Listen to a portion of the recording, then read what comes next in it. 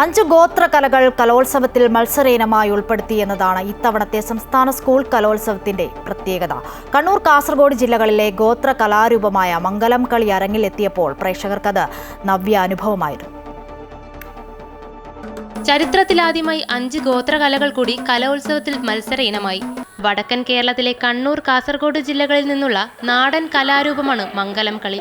താളത്തോടെയുള്ള പാട്ടുകളും ചുവടുകളുമാണ് ഇതിന്റെ പ്രത്യേകത. തുളുവും മലയാളവും കലർന്നതാണ് വരികൾ. തുടിയാണ് പ്രധാന വാദ്യോപകരണമായി ഉപയോഗിക്കുന്നത്.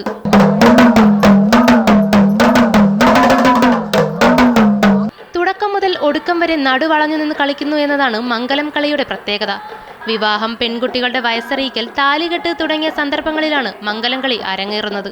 മാവിലാർ സമുദായക്കാരാണ് പ്രധാനമായും മംഗലം കളി പിന്തുടരുന്നത്.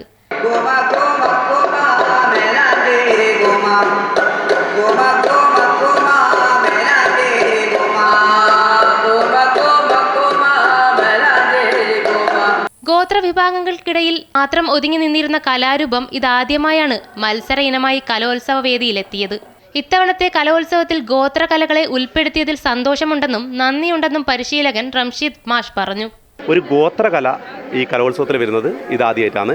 5 ഐറ്റം ഈ കലോത്സവത്തിൽ ഉൾപ്പെടുത്തിയിട്ടുണ്ട്. അതിൽ ഞാൻ പരിശീലിപ്പിച്ചത് മംഗലം കളിയാണ്. മംഗലം കളി കാസർഗോഡിൻ്റെ കലാരൂപമാണ്. മാവില, മലവേട്ടുവ വിഭാഗക്കാർ.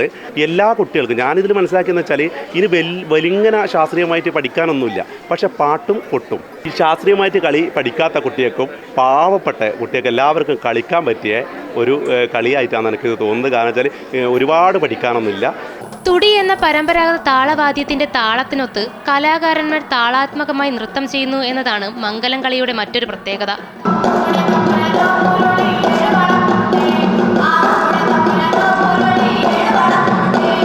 അമൃത ന്യൂസ്, തിരുവനന്തപുരം.